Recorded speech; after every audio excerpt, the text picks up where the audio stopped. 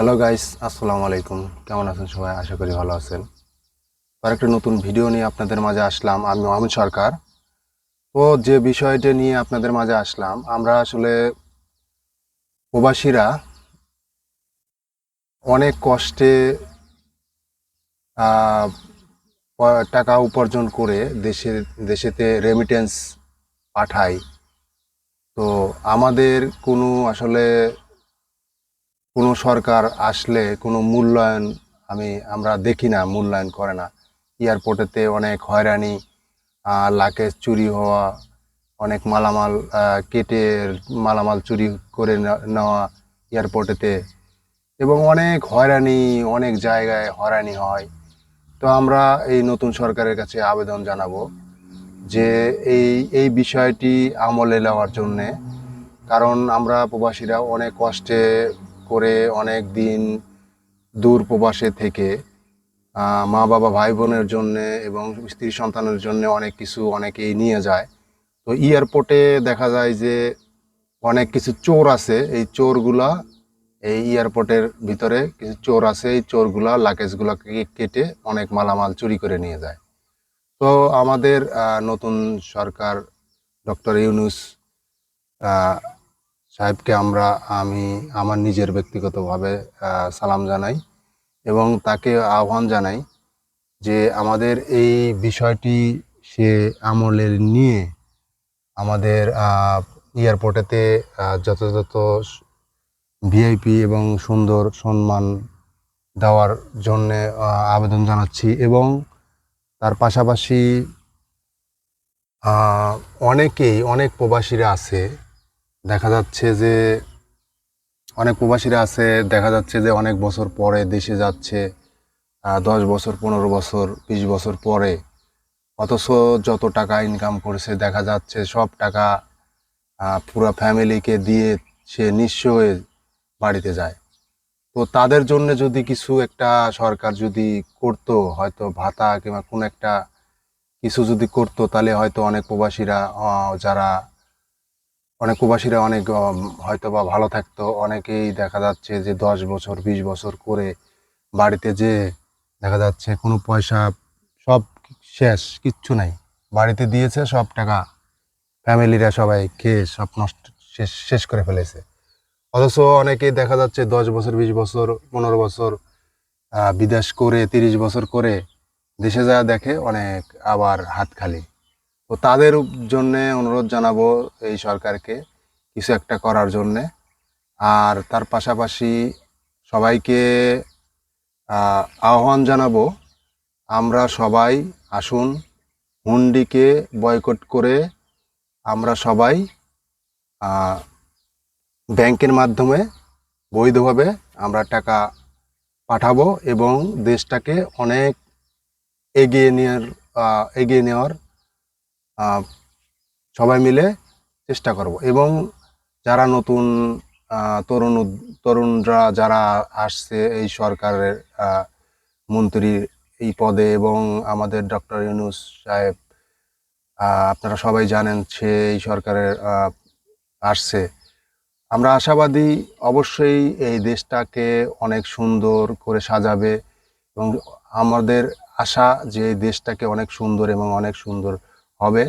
সবাই আমরা প্রবাসীরা যারা আছি বিভিন্ন দেশে, 1,30,00,000 প্রবাসী বিভিন্ন দেশে আছি আমরা। তো আমরা চেষ্টা করব সবাই সবার জায়গা থেকে আহ, হিংসা বিদ্বেষ ভুলে আমরা সবাই ব্যাংকের মাধ্যমে টাকা পাঠাবো এবং দেশটাকে সচ্ছল করার জন্যে। তো আসুন সবাই মিলে ব্যাংকের মাধ্যমে টাকা পাঠাবো, হুন্ডিতে নয়, ব্যাংকের মাধ্যমে। এবং দেশটাকে আমরা আহ, স- অবশ্যই উন্নত রাষ্ট্রের মতন আমাদের দেশও একদিন বড় হবে, এই আশা ব্যক্ত করি। এবং সবাই আসুন। আরেকটি কথা বলতে ভুলে গেছি, সেই কথাটা বলতেছি। আমি আহ, হয়তো 1 মাস আগে আমি পাসপোর্ট বাংলাদেশে ছুটিতে গিয়েছিলাম। 1.5 মাস হবে, 1.5 মাস হবে। তো ছুটিতে গিয়েছিলাম, ছুটিতে 1.5 মাস ধরে মানে আবার চলে আসছি। তো আমি একটি ডিজিটাল পাসপোর্ট বানাবার দিয়েছি, ই পাসপোর্ট। তো আমার সাথে যে ব্যবহারটি করেছে পাসপোর্টের অফিসের লোকজন, তো দেখে মনে হয় যে আমরা হয়তো এই দেশের কেউ না, অথচ আমাদের টাকা দিয়ে তারা চলে, তাদের বেতন, তাদের সবকিছু আমাদের টাকা দিয়ে চলে। অথচ আমাদের পাসপোর্ট বানাতে গিয়েছি, পাসপোর্ট হয়েছে, পাসপোর্ট হাতে না দিয়ে ছুঁড়ে দিছে, ঢেল দিয়ে ছুঁড়ে দিছে।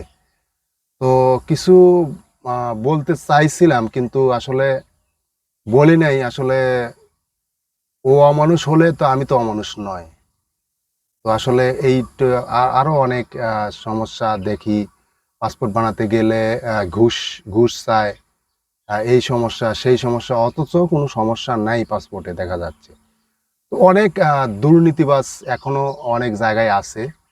তো আপনারা এগুলা সরায়া ভালো ভালো লোক পাসপোর্ট অফিসে এবং ভালো ভালো জায়গায় বসাবেন ইনশাল্লাহ, এই আশা করি। এবং এবং আহ, একটাই কথা, যে আমরা প্রবাসীরা সকল জায়গাতে জানি সম্মান জানি পাই আমরা। আপনারা এই বিষয়টি আমলে নেবেন, এবং যারা নতুন সরকার আসছেন, নতুন প্রজন্ম এবং নতুন আহ, যারা আহ, যারা স্কুলের কলেজের ছাত্ররা অনলাইনে ইউটিউব, ফেসবুক এবং সব প্ল্যাটফর্মে দেখা যাচ্ছে তারা নতুন আহ, বিভিন্ন জায়গাতে ট্রাফিকের ভূমিকা পালন করছে, এবং অনেক দেশের অনেক অনেক জায়গায় নতুন, মানে অনেক জায়গায় তারা ভূমিকা পালন করছে। তো আমরা দেখে অনেক খুশি এবং খুবই আনন্দিত। তো আমি চাইবো যে নতুন যারা এত সুন্দর কাজ করছে, আসুন সবাই মিলে তাদেরকে উৎসাহ করি, এবং সবাই মিলে রেমিটেন্স আমরা ব্যাংকের মাধ্যমে পাঠাই, বড় দেশটাকে অনেক সচ্ছল করার জন্যে। এবং আরেকটি কথা, সেটা হলো এই যে প্রবাসী ঘরে নিয়ে অনেক হয়রানি করা হয়, এই বিষয়টি আমাদের নতুন সরকারের কাছে আবেদন, যে অনেকেই আসে, ধরেন মিডিল ইস্টের দেশে, মনে করেন যে এই আপনার সৌদি আরব, মালয়েশিয়া, সিঙ্গাপুর, বিভিন্ন দেশে যারা আমরা মিডল ইস্টে যারা থাকি, দেখা যাচ্ছে তারা যে এই দেশে আসতে গেলে অনেক টাকা দিয়ে আসা লাগে। অথচ পাকিস্তানি, নেপালি, ইন্ডিয়ান, এরা, পাকিস্তানিদের লাগে 1 লাখ টাকার মতন, নেপালিদের 70,000 টাকার মতন লাগে। অথচ দেখা যাচ্ছে ইন্ডিয়ানদের 1 লাখ থেকে 1 লাখ এরকমই লাগে। অথচ আমাদের দেশের থেকে একটি প্রবাসী ভাই আসতে গেলে তার 7 লক্ষ টাকা, 6.5 লক্ষ টাকা মালয়েশিয়াতে আসতে লাগে। তো এরকম কেন ভাই? এরকম কেন? এত দুর্নীতি কেন? আমি চাইবো দেশটাকে অনেক সুন্দর, এবং নতুন যারা আসছে এই প্রবাসীগারে এই দুঃখ কষ্টগুলো অবশ্যই আপনারা আহ, শুনবেন এবং এর সমাধান করবেন, এই আশা এবং ব্যক্ত রেখে আমার বক্তব্য শেষ করছি। আল্লাহ হাফেজ, আসসালামু আলাইকুম।